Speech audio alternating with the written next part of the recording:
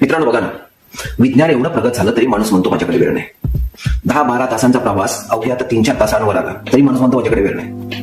10-12 माणसांचं कुटुंब 2-3 माणसांवर आलं तरी माणूस म्हणतो माझ्याकडे वेळ नाही. 4-8 दिवसांनी मिळणारा मेसेज अवघे 4-5 सेकंदात मिळतो तरी माणूस म्हणतो माझ्याकडे वेळ नाही. कितीतरी वर्ष लागायची दुसऱ्या माणसाचा चेहरा बघायला, आता काही सेकंदात दिसतो तरी मनुष्य प्राण्याची एकच खंत की माझ्याकडे वेळ नाही. घराचे मजले वर खाली करण्यासाठी लागणारी वेळ आणि शक्ती लिफ्टमुळे काही सेकंदावर आली तरी माणसाचं एकच म्हणणं माझ्याकडे वेळ नाही.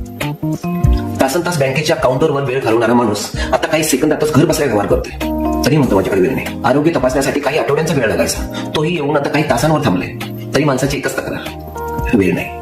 ऍक्टिव्हा चालवत असताना एका हातात मोबाईल एका हातात हँडल धरून माणूस गाडी चालवत असतो कारण त्याला थांबून बोलायला वेळ नाही. कार चालवत असताना देखील एका हातात स्टेरिंग एका हातात मोबाईल धरून तो व्हॉट्सअप चेक करत असतो कारण त्याला थांबून बोलायला वेळ नसतो.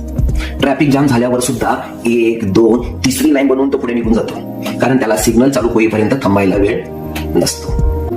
IPL साठी वेळ आहे, चित्रपटांसाठी वेळ आहे, टाइमपाससाठी वेळ आहे, सटरफटर कामं करण्यासाठी वेळ आहे, पण स्वतःसाठी वेळ नसतो. व्यायाम करून स्वतःचं शरीर चांगलं ठेवण्यासाठी त्याच्याकडे वेळ नसतो. वेळ आणि जीवनात सुलभता यावी म्हणून अविरत काम करणारा माणूस वेळ नाही म्हणून कांगावा करतो. पण मग 24 तासांचं गणित अजून तेवढंच आहे. मग हा वेळ नाही म्हणणारा माणूस वेळ मारून का नेतोय?